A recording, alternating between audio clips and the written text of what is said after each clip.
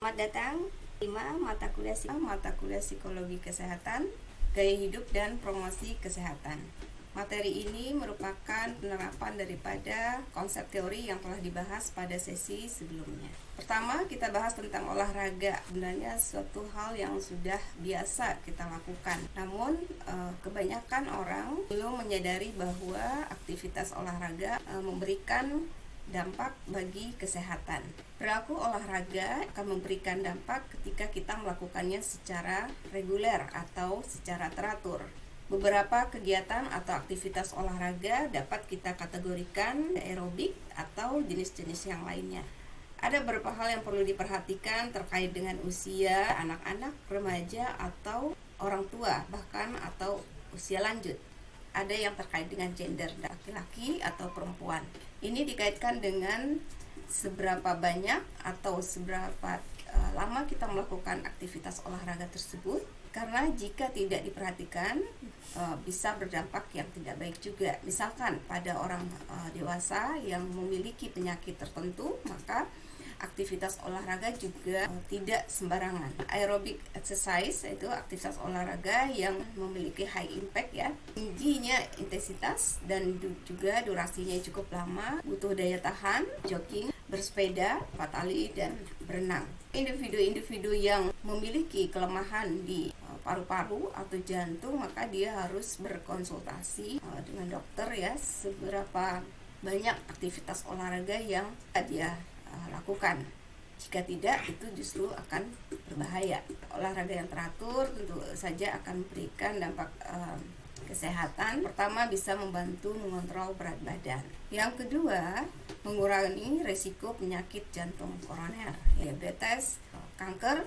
Akan sangat bermanfaat jika seseorang atau individu yang menderitanya melakukan aktivitas tersebut. Mengurangi resiko, memperkuat tulang dan otot. Kemudian menurunkan tekanan darah dan meningkatkan kekuatan jantung ya, itu terkait. Kemudian selain manfaat secara fisik, olahraga juga tentu akan bermanfaat bagi kesehatan psikologis, berpengaruh positif kepada aktivitas kognisi kita, emosi, aspek-aspek yang terkait dengan kepribadian. Dalam hal ini misalnya self esteem, beberapa fungsi kognitif misalnya memori itu akan memberikan dampak yang baik bagi fungsi-fungsi tersebut. Kemudian juga bagi individu-individu yang pernah atau sedang menderita depresi, maka olahraga bisa mengurangi dampak depresi dan juga bisa mencegah depresi itu sendiri. Perilaku olahraga tidak mudah dijadikan habit atau kebiasaan atau dilakukan secara teratur, karena memang untuk beberapa individu aktivitas olahraga hanya sebagai aktivitas sampingan, belum dianggap sebagai sesuatu aktivitas yang bermanfaat. Beberapa hal yang perlu diperhatikan, social support. Misalnya pada anak-anak diharapkan pengenalan aktivitas olahraga itu dilakukan sejak dini. Kemudian juga remaja, nah teman-temannya atau peer group akan memberikan dukungan ya, membuat anak remaja itu menjadi senang melakukan aktivitas olahraga. Orang dewasa diharapkan memahami dampak positif dan dia akan lebih mudah untuk melakukan aktivitas olahraga. Perlu diperhatikan juga di sini setting aktivitasnya. Kegiatan olahraga ini akan dilakukan outdoor atau indoor. Diharapkan seseorang bisa melakukannya dengan nyaman, mudah diakses. Individu mudah ya, tidak merasa terganggu gitu ya dengan melakukan aktivitas olahraga. Jika dilakukan di rumah, itu akan lebih mudah ya. Kita bisa memilih ya aktivitas olahraga seperti apa yang akan kita lakukan. Program membangun perilaku olahraga. Nah, ini bisa dipromosikan perilaku olahraga ini jika pertama kita juga memiliki self control yang baik ya. Kita bisa memanage diri kita untuk selalu komit untuk melakukan aktivitas olahraga. Kemudian motivasi. Nah, motivasi ini penentu karena merupakan daya dorong ya bagi individu untuk akhirnya memunculkan perilaku olahraga. Di sini individu harus menetapkan goalnya, misalnya dalam 1 minggu berapa kali dan berapa lama. Si individu harus menetapkan target tersebut.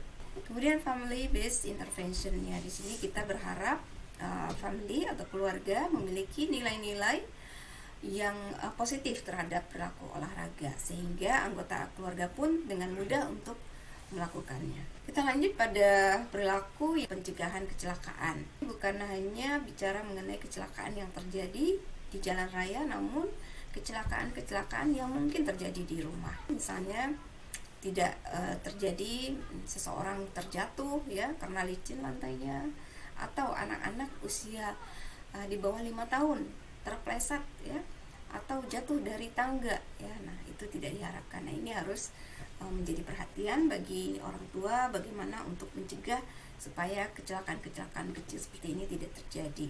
Misalkan individu yang ada di rumah itu adalah lansia, mereka memiliki keterbatasan di dalam melakukan gerakan. Jadi sangat mungkin bagi lansia mengalami kecelakaan seperti jatuh di kamar mandi. Kejadian ini perlu diantisipasi, memberikan kaset yang anti slip ya, atau ada pegangan di kamar mandi ya, sehingga kemungkinan terjadinya kecelakaan bisa dihindari. Coba lihat di jalan raya ya, kita tahu banyak sekali kendaraan bermotor, sepeda roda 2 ya, mobil dan sebagainya. Nah, sangat mungkin terjadi kecelakaan. Menurut data 900 kematian setiap tahun diakibatkan karena kecelakaan ya lalu lintas dan menyebabkan cedera di otak.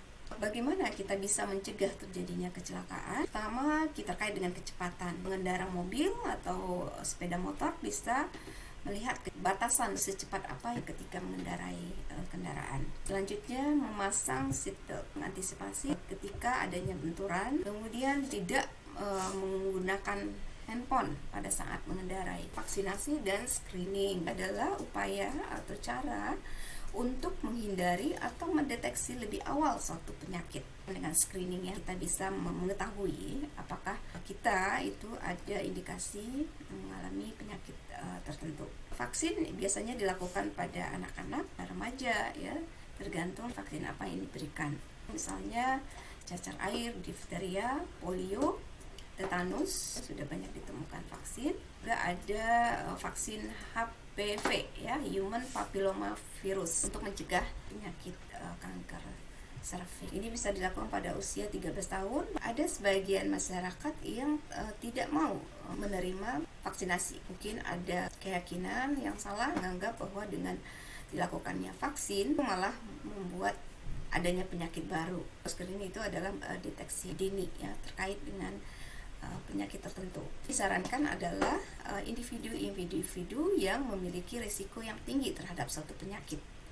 Misalnya pada wanita disarankan untuk melakukan tes mamografi ya, ini terkait dengan kanker payudara, dilakukan biasanya di usia 40 tahun atau 50 tahun ke atas ya, pada wanita yang memang sudah berisiko tinggi terhadap penyakit tersebut. Screening penting ya karena beberapa penyakit tertentu sulit ditangani ketika sudah berada pada tingkat yang parah. Namun pemenuhan perilaku untuk screening ini masih rendah. Ada beberapa hal ya menjadi hambatan. Salah satu contohnya adalah kesulitan ya untuk bisa mengakses ya. Kemudian juga malu ya untuk menjalaninya, karena untuk beberapa screening yang dilakukan untuk wanita, ketika perawat atau yang melakukan pria, maka si wanita tentu tidak nyaman ya. Kemudian masalah biaya juga ya, cukup mahal misalnya ya. Kemudian hal lain adalah rendahnya kesadaran pentingnya screening, waktu yang terbatas atau terbatasnya pelayanan yang tersedia. Arti perilaku makan. Diet itu penting. Konsumsi makan dapat mengontrol faktor resiko penyebab kematian atau penyakit. Hasil riset menyebutkan perilaku makan yang tidak sehat, unhealthful eating, itu berkontribusi pada lebih kurang 678.000 kematian per tahun. Nah, ini data dari institusi Amerika. Seperti apa diet sehat yang diharapkan? Pertama adalah mengkonsumsi buah ya atau sayur yang cukup banyak. Kemudian gandum ya, ada kacang-kacangan ya, komponen-komponen protein nabati ya. Kemudian ikan ya yang dapat menurunkan resiko penyakit jantung. Nah, pada individu tertentu yang memang sudah menderita penyakit kronis ya, maka dia harus melakukan diet rendah lemak ya, atau rendah kolesterol ya, rendah kalori, misalnya pada individu yang memang sudah menderita diabetes. Kenapa sulit untuk menjalankan diet? Karena pada sebagian orang juga tidak menyadari ya kalau melakukan diet sehat itu akan berdampak kepada kesehatannya. Makanan yang tinggi kadar lemak dan gula itu membantu menahan hormon stres. Misalnya kita lagi stres, maka kita akan suka ngemil ya, makan coklat, itu memang bisa menahan kita terhadap stres. Tetapi perilaku ini sesungguhnya merupakan perilaku tidak sehat. Misalnya jika kadar gulanya tinggi, maka ada risiko terhadap penyakit diabetes. Kemudian darah dia masih rendah, kurang mengeksplor makanan baru, terbiasa memanjakan lidah, senang makan makanan yang gurih ya. Nah, itu juga sulit untuk bisa mengubah pola makan yang sehat. Stres dan intervensi modifikasi diet. Individu yang mengalami stres biasanya akan mengganggu ya pola makan sehatnya. Stres berpengaruh negatif pada diet. Supaya individu bisa tetap menjalankan perilaku makan yang sehat, beberapa hal yang perlu diperhatikan, misalnya sudah punya pengetahuan. Kemudian sense of self efficacy, sejauh apa individu yakin bahwa dia bisa melakukan diet sehat ini. Perlu juga dukungan keluarga ya, persepsi tentang perubahan diet juga akan berpengaruh pada kesehatan. Beberapa upaya yang dilakukan ketika individu memang harus menjalankan diet sehat ini, yaitu biasanya pada individu-individu yang memang melakukan program diet untuk kesehatannya. Dari sisi psikologi itu bisa lakukan menggunakan CBT ya. CBT itu Cognitive Behavior Therapy. Beberapa tahapan yang perlu dilalui. Pertama, edukasi, memberikan informasi yang jelas, pemahaman bahwa dengan melakukan diet individu akan menjadi lebih sehat. Kemudian training self monitoring, bagaimana individu bisa memonitor dirinya sendiri, misalnya berat badannya, tekanan darah pada level individu. Kemudian keluarga dan komunitas, masyarakat yang lebih luas, institusi pendidikan. Seandainya itu bisa dilakukan, maka akan lebih mudah sekali untuk bisa menerapkan perilaku makan sehat ini. Ini ada beberapa gangguan ya yang terkait dengan perilaku makan. Obesitas ya, ini sebenarnya bukan hanya karena faktor genetik, tapi terkait dengan perilaku individunya sendiri. Obesitas ternyata sudah banyak ditemukan pada anak-anak ya, tidak hanya pada orang dewasa, karena anak-anak tidak dikontrol makanannya. Dua yang terakhir ini adalah gangguan perilaku makan yang terkait dengan anxiety. Secara psikologis ada yang terganggu. Anoreksia nervosa. Ini biasanya banyak terjadi pada remaja. Kenapa? Remaja biasanya sangat concern dengan penampilannya, merasa kurang langsing ya dibandingkan teman-temannya, jadi khawatir, sehingga individu secara berlebihan menerapkan diet dan individu menjadi sangat tidak sehat ya, menjadi kurus ya, berat badannya rendah. Kemudian bulimia itu pada dasarnya mirip ya, perilaku tidak sehat, perilaku yang memang sudah terganggu. Si individu ketika sudah mengkonsumsi makanan, dia berusaha untuk mengeluarkannya kembali. Bisa menjadi dia merasa bersalah bahwa telah memakan makanan dan akhirnya dikorek melalui tenggorokan dan dikeluarkan kembali. Jelas secara psikologis sangat bermasalah ya. Nah, itu perlu penanganan. Tidur jelas merupakan aktivitas yang sangat penting, merupakan cara tubuh kita untuk melakukan recovery ya, restorasi energi ya. Jadi ketika tidurnya terganggu, otomatis kesehatan juga relatif terganggu ya. Nah, ini upaya juga untuk memberikan energi ketika individu sedang sakit ya, bukan hanya pada saat sehat, jelas pada saat sakit ya. Si individu butuh tidur ya. Pada orang-orang depresi dan berbagai penyakit kronis lainnya. Itu ada dua pengelompokannya tahap tidur ya, non rapid eye movement, non REM dan REM. Non rapid eye movement di sini terdiri dari beberapa fase. Pertama itu tidur ringan saat awal menjelang lelap ya, jadi ketika kita mau tidur ya mungkin waktu sekitar 5 menit ya. Di sini yang berperan itu gelombang theta ya, kita masih ya setengah sadar gitu ya. Kemudian tahap selanjutnya di fase non REM ini, nafas dan denyut jantung teratur ya, suhu badan relatif sudah sedikit menurun dibandingkan saat sebelum tidur. Kemudian tahap 3 dan 4 di sini deep sleep, jadi sudah masuk ke fase tidur. Gelombang otak kita itu mengarah pada gelombang delta, ya, restorasi energi, perkuat sistem imun dan pelepasan hormon pertumbuhan. Ini akan signifikan pada anak-anak yang pada masa pertumbuhan. Anak-anak perlu tidur yang cukup. Kemudian fase REM, ya, di sini ada gerakan mata, ya, dan nafas dan jantung lebih cepat, ya. Dan di sini juga terjadi mimpi, ya. Kadang-kadang kita setelah bangun itu ingat ada mimpi, terjadi pada fase REM. Tidur dan kesehatan. Tidur sangat erat kaitannya dengan kesehatan. Gangguan tidur atau dikenal dengan insomnia bisa mengancam kesehatan, ya, terkait beberapa penyakit kronis. Yang paling mudah itu biasanya terdeteksi dari tekanan darah, kemudian juga sistem imun yang buruk. 1/3 individu dewasa mengalami gangguan tidur. Nah, pada wanita ada fase khusus yang namanya menopause, ya, menjelang menopause itu biasanya mengalami gangguan tidur. Pada anak-anak yang kurang tidur atau kelebihan tidur akan berisiko pada kesehatan. Terjadinya gangguan perilaku ketika dia di sekolah, dia tidak bisa mengikuti pelajaran dengan baik, ya, terganggu konsentrasinya, ya. Mungkin akan muncul perilaku-perilaku agresi lain. Kurang tidur, misalnya kurang dari 7 jam, itu akan mempengaruhi fungsi kognitif, ya. Si individu yang bekerja di kantor menjadi performanya kurang baik, ya. Kemudian juga kualitas hidupnya juga menurun. Maka diharapkan memang kita memiliki kualitas tidur yang baik, karena ini berfungsi sebagai buffer penyangga stres. Gimana kita mengatasi gangguan tidur? Beberapa individu yang memang mengalami stres berat, ya, atau mengalami trauma, ya, depresi, ya, atau kemarahan yang luar biasa, atau pecandu alkohol, kemungkinan besar mengalami gangguan tidur. Dari sisi psikologis kita bisa bantu penanganannya, yaitu dengan cara intervensi behavior, atau juga yang lebih sederhana kita bisa lakukan terapi relaksasi sehingga individu lebih rileks, ya.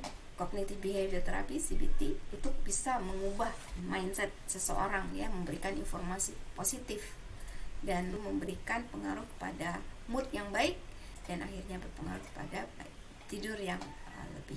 Di buku Taylor di sini dijelaskan ada a good night sleep. Bagaimana cara kita bisa tidur lebih, misalnya lampu dimatikan, jangan makan menjelang tidur. Artinya dibuat nyaman sejauh mungkin, ya, misalnya kamarnya suhu yang cukup, tidak terlalu dingin dan juga tidak terlalu panas. Perilaku sehat berfungsi sebagai restoratif proses, ya. Ini dikaitkan dengan melakukan aktivitas positif, ya, mengatasi stres dan keseimbangan emosi. Perilaku merokok, ya, ini aktivitas yang memang sering juga kita lihat banyak orang yang melakukannya. Data di Indonesia sekitar 225.700 orang meninggal setiap tahun akibat merokok atau penyakit yang terkait dengan paru, ya. Prevalensi merokok remaja usia 10 sampai 19 tahun, ya, ini meningkat. 2013 itu 7,2%. Kemudian tahun 2018 itu meningkat menjadi 9,1%. Nah, ini suatu tren yang mengkhawatirkan sebenarnya, ya, karena anak-anak remaja, anak-anak yang memang baru berangkat dewasa ternyata sangat mudah, ya, untuk yang memang baru berangkat dewasa ternyata sangat mudah, ya, untuk melakukan perilaku merokok. Remaja usia 13 sampai 15 40%-nya sudah pernah menggunakan produk tembakau. Apa akibatnya? Nah, berdasarkan riset atau penelitian dijelaskan merokok di usia dini berkontribusi pada stunting dan menghambat pertumbuhan. Resiko penyakit kronis, ya, jantung, pernapasan, diabetes, dan kanker. Nah, ini penyakit kronis ini yang umum sekali, ya. Mengapa individu merokok? Nah, ada beberapa faktor, ya, yang mempengaruhinya. Berawal dari coba-coba dari teman barangkali, ya, kemudian, ya, dan di sini kita kenal dengan faktor psikososial, merokok sesama teman, ya, peer groupnya, juga dipengaruhi oleh faktor personal, low self esteem, nya rendah, rebellious, ya, rebellious ini kaitan dengan perilaku menentang, ya. Bisa jadi mereka tahu, ya, para remaja tahu bahwa perilaku merokok itu tidak baik, tidak sehat, namun melakukannya. Saat individu sudah melakukan dan akhirnya menjadi habit atau kebiasaan, itu juga sangat dipengaruhi oleh orang di sekelilingnya, misalkan orang tua, salah satu orang tuanya atau bahkan kedua-duanya perokok. Ya, artinya mereka melihat orang tua saya merokok, tidak apa-apa, maka saya juga tidak masalah, saya merokok. Ya. Kemudian orang tua tidak peduli, meskipun misalnya orang tuanya tidak merokok, tapi tidak peduli terhadap perilaku merokok pada anaknya.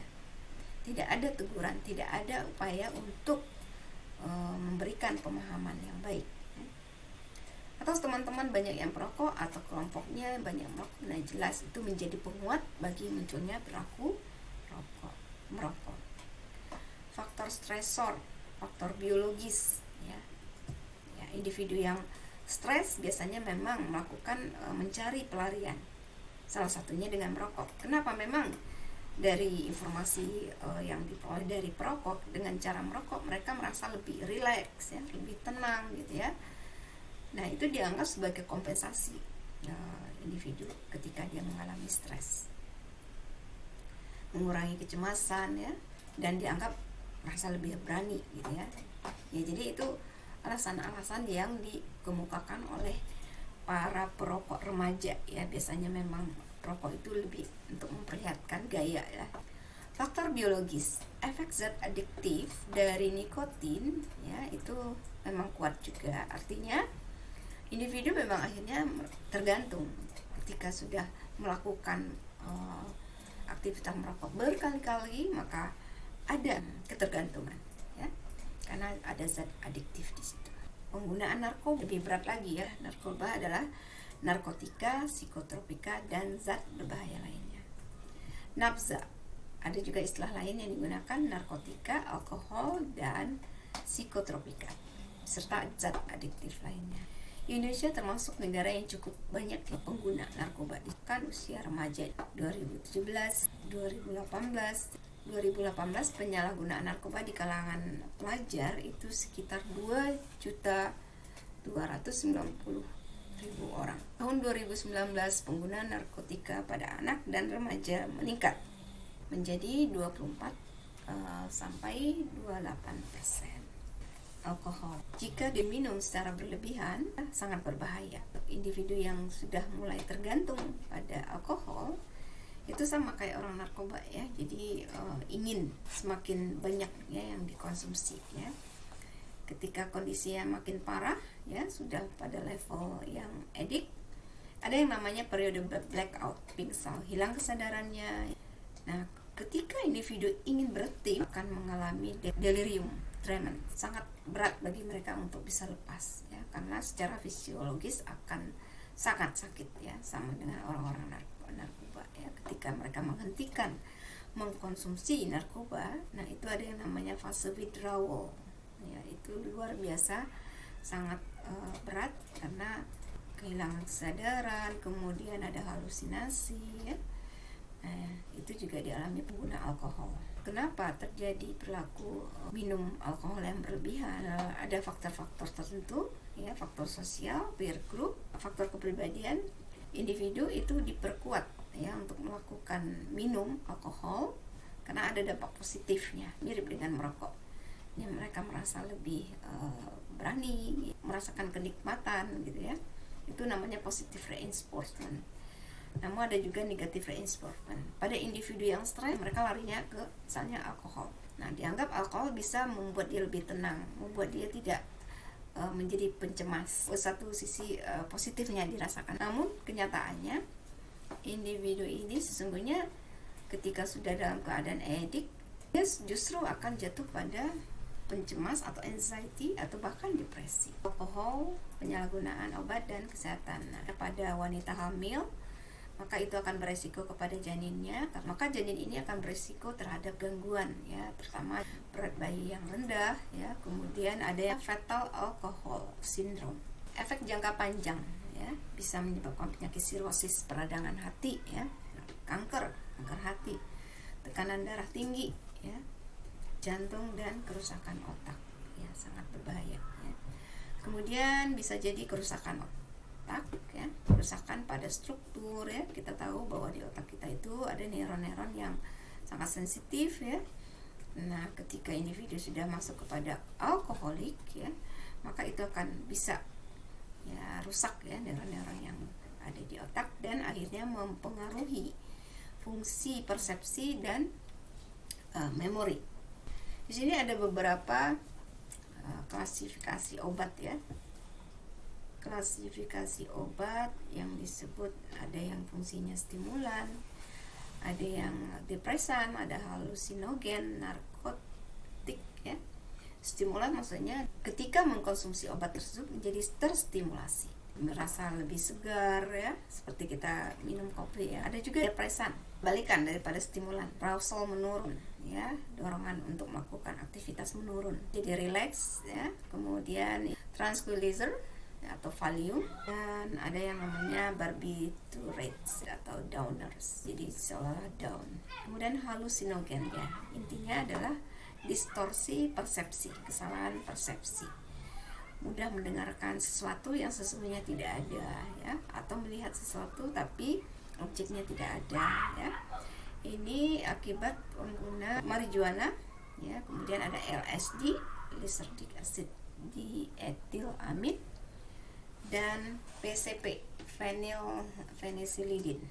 Kemudian narkotik ya, ini menghilangkan rasa sakit ya. Ini sebenarnya digunakan di medis ya untuk anestesi ya, penahan sakit, tapi disalahgunakan ya, contohnya morfin, heroin, kodein ya. Bagaimana caranya melakukan pencegahan? Ada yang namanya kebijakan publik dan pendekatan yang legal ya. Jadi memang ini harapannya adalah kebijakan yang lebih tinggi, yaitu dari pemerintah. Bagaimana pemerintah membuat suatu kebijakan sehingga obat-obat tadi tidak mudah diakses, tidak mudah dibeli ya. Kemudian kalaupun ada, misalnya rokok, itu mahal harganya ya. Jadi itu namanya kebijakan publik ya, dan menggunakan pendekatan yang legal. Kedua, promosi kesehatan dan pendidikan ya. Di sini peringatan terhadap konsekuensi kesehatan ya. Kita dapat menginformasikan, mengedukasi bahwa ketika melakukan obat-obat tadi akan berkonsekuensi kepada kesehatan ya, penjelasan secara kognisi di sini. Kemudian juga kita melibatkan sekolah ya, institusi pendidikan. Sekolah di sini bisa memberikan pelatihan ya, atau berikan informasi kepada siswa mengenai bagaimana kita mencegah perilaku merokok, pengguna obat terlarang atau minum alkohol. Yang ketiga adalah keterlibatan keluarga. Ada beberapa metode ya, metode psikososial, manajemen stres, self-help group, chemical methods, multidimensional program. Banyak sekali yang bisa dilakukan untuk kita berikan penanganan kepada individu-individu yang sudah edik. Metode psikososial ini melibatkan orang-orang dekat ya, keluarga, sekolah gitu ya, sehingga perilaku-perilaku itu diharapkan tidak muncul ya. Kemudian manajemen stres ya, bagaimana kita bisa memberikan pelayanan meriliskan ya ketika individu sedang stres atau sedang menjalani program treatment, bisa terhenti dari merokok atau dari pengguna ya obat terlarang, itu bisa kita berikan program di sini ya. Relaksasi, merestrukturisasi kognisi mereka, memberikan informasi positif, kemudian mengubah cara pandang mereka sehingga mereka mudah untuk bisa menjalankan perilaku sehat. Tidak lagi melakukan perilaku merokok, tidak lagi menggunakan obat-obat terlarang ya. Kemudian self-help group ya. Nah, ini penting juga, pengalaman-pengalaman individu yang pernah misalnya mantan pengguna narkoba, itu akan sangat mudah efeknya bagi orang-orang atau individu yang sedang mengalami edik tadi ya. Kemudian chemical method ya, ya ini melibatkan obat-obatan ya, konsumsi, artinya bisa juga kita anggap ini sebagai proses detoksifikasi ya. Kita membuat si individu bersih dari obat-obat itu. Jadi ada fase itu ya, pada awal bagaimana kita bisa mentreatment individu yang sedang mengalami ketergantungan ya, terhadap obat ini.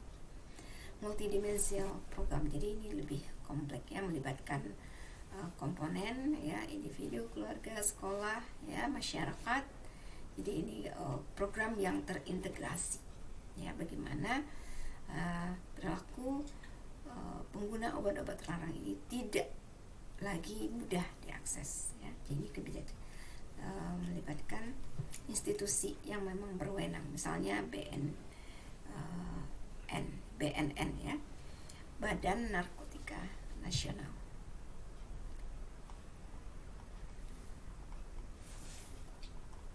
Ya, terima kasih. Semoga bisa dipahami.